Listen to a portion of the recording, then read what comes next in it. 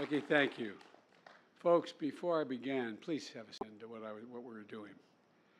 And I want to speak a little bit about what's going on in Israel right now. We continue to monitor the situation in Israel very closely, and the Vice President and I and the Buckle My security team spoke with the Prime Minister Netanyahu again this morning, and I'll be speaking about this afternoon during my meeting with the Jewish American leaders. This attack has brought to the surface the painful memories and scars left by a millennia of anti-Semitism and genocide against the Jewish people. And this moment, we have to be crystal clear. There is no justification for terrorism, no excuse, and the type of terrorism that was exhibited here was just beyond the pale, beyond the pale. As I said yesterday, my commitment to Israel's security and the safety of the Jewish people is unshakable. The United States has Israel's back, and we're going to be working on this all through today and beyond. But again, I apologize for keeping you waiting. Thank you, Becky, for that introduction and for sharing your story. That's familiar to so many families. This gets down to a basic problem, a basic circumstance. It's just about fairness. It's just about simple fairness. You know, folks are being tired of being taken advantage of and being played for suckers. That's why I'm here with the Director of the Consumer Financial Protection Bureau, Rohit Chopra. Where are you, Rohit? There you are. Right. Stand up. Let people see who you are. And the Chair of the Federal Trade Commission, Lena Khan. Lena, stand up.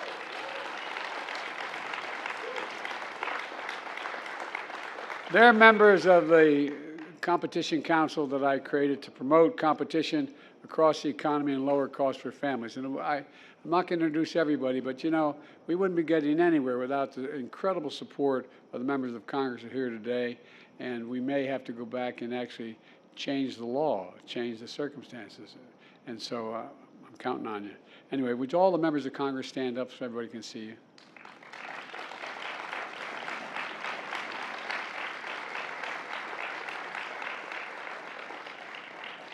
In any fight I'm in, that's the team I want on my side.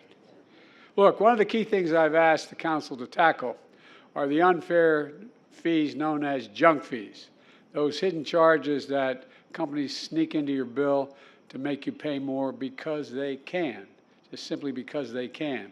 Charges that are taking real money out of the pockets of American families. These junk fees can add up hundreds of dollars, weighing down family budgets and making it harder to pay family bills. These junk fees may not matter to the wealthy, but they sure matter to working folks in homes like the one I grew up in. The way I think about it is the way my dad talked about it, and the way so many of you at home talk about it around the kitchen table. How much are your monthly bills, and after they're all paid, how much do you have left for necessities? It's enough. Is there enough left over just to give you a little bit of breathing room? Well, these junk fees suck up all that breathing room, among other things. Now think of today. How many folks are asking how much more do they have to pay to cover those hidden junk fees that really add up? You know, over the past 2 years, my administration has taken, with the help of the members of Congress, a number of steps to crack down on unfair and deceptive junk fees in banking, hotels, concert, airlines, retail housing, rental housing, cable, internet, healthcare, a whole range of issues, a whole range of them. For example, 2 summers ago, if your flight was canceled or delayed, almost no major airline guaranteed anything other than costing you a fee to rebook that, even if it was their fault. You had to pay a fee to rebook. Now, 10 airlines rebook for free. And I'm looking to get the law passed so none of them can. They all have to do that. And that's a win for consumers. Other companies have also responded to my call for action and adopted so-called all-in upfront pricing. That's where companies fully disclose their fees upfront when you start shopping, and there's no real surprise at the end when you check out. This summer, I hosted business leaders at an event to announce the voluntary changes at companies like Airbnb, Dice, and others we're making to provide customers with an all-in upfront pricing, so there's no surprise. Tens of millions of Americans have already benefited from this, and that's progress.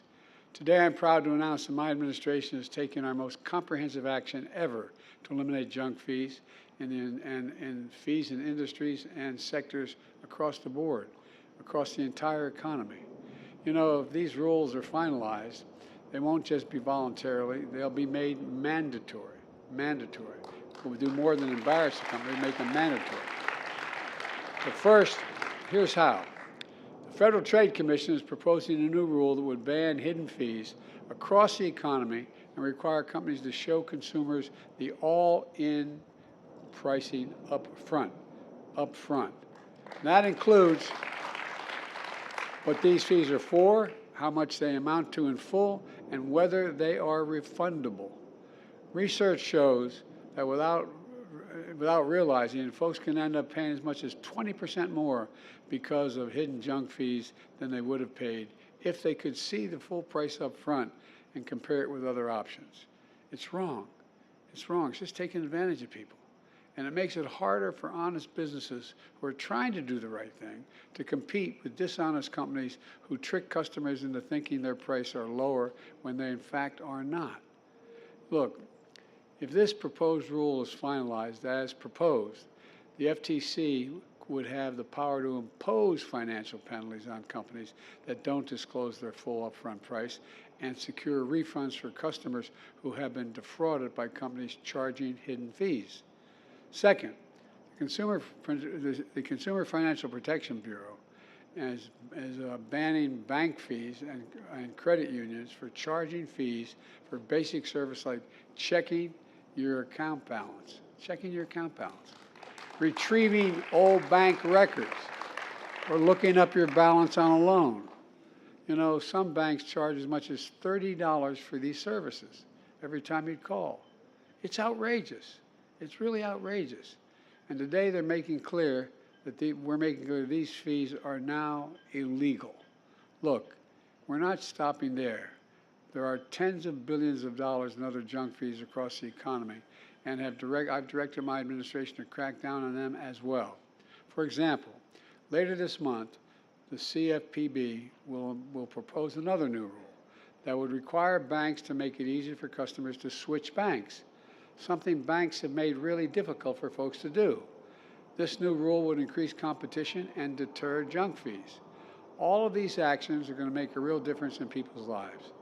We're already seeing how. Today, for example, the Consumer Financial Protection Bureau released a report showing that since I took office, nearly 2/3 of the largest banks have eliminated bounce check fees entirely. That was a lot of money.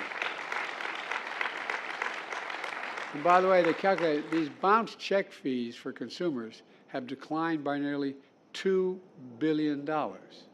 This isn't chump change. It's a lot of money, by $2 billion. And that's close to a 90% reduction. In addition, we've secured $140 million in refunds for consumers who are charged illegal junk fees by these banks. And look, and we're also sending new guidance to every federal agency on how they can promote real competition in their work. You know, and as we take these actions, I continue to call on Congress to pass what my friends in the front row here mostly support, the Junk Fee Prevention Act. Hard to say.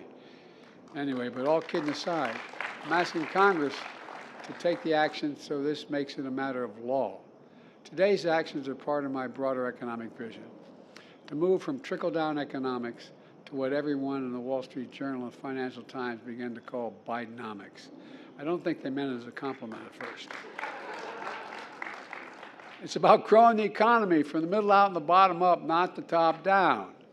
Last week's jobs report shows Bidenomics is working. We added 336,000 jobs last month. We created more than 13,900,000 new jobs since I've taken office. That's more than any president ever has in all of history. That's more than, look, and the unemployment rate has stayed below 4% for 20 straight months, the longest stretch in 50 years. So look, And inflation continues to fall, down nearly 60% from last summer, and now we have the lowest inflation of any major economy in the world, and we're going to make it lower. And in August, we announced the first 10 prescription drugs that Medicare selected for negotiation under the Inflation Reduction Act. That's a fancy way of saying for many years, Big Pharma blocked us along the way. They kept prescription drug prices high and increased their profits, extended patents on their existing drugs, and suppressed competition instead of innovating. By the way, you order a prescription drug made in the United States of America. You buy it in New York City or Washington, D.C. or Omaha, Nebraska. It costs a hell of a lot more than the same exact drug by the same company sold in Toronto, Canada, London, Rome, anywhere else in the world. Same exact drug. You know, playing games with pricing so they could charge whatever they want. But this time, we finally beat Big Pharma. How long have we been trying to do this? This has been going on a long time. None of the women in the front row here have been around for more than 2 or 3 years, but some of the guys have been here for a hell of a long time. But all kidding aside, think about it. We've been fighting this fight for a long, long time, long before I was president or vice president. We passed the Inflation Reduction Act with no help from any of our Republican friends. Every single one voted against it, but maybe they will see the light.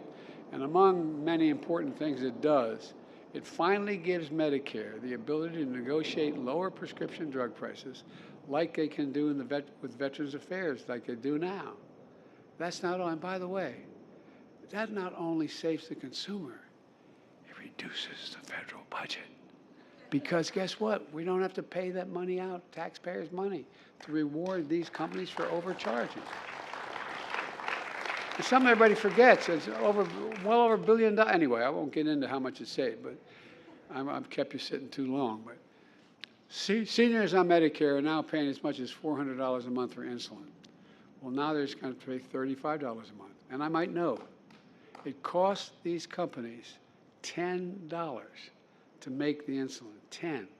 To package it, you might be able to get it to $12. And they're still getting paid $35, which is almost a 300% increase, more than a 300% increase.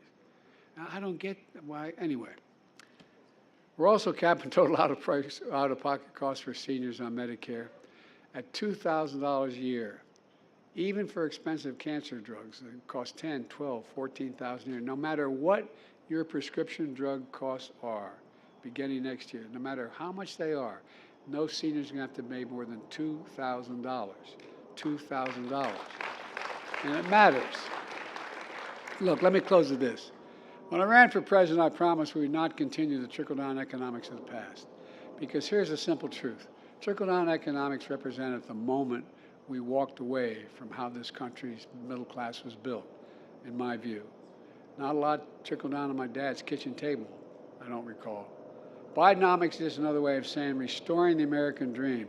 Trickle down limited the dream to those at the top. But I believe that every American willing to do hard work should be able to achieve it no matter where they live in every part of the country. That's the American dream. That's Bidenomics. And that's why I can honestly say I've never been more optimistic about America's future. We just have to remember who we are. We're the United States of America, for God's sake. There's nothing, and I mean it sincerely, there's nothing beyond our capacity when we work together. So God bless you all. Thank you for the strong support, and may God protect our troops. Thank you, thank you, thank you. Sir, the American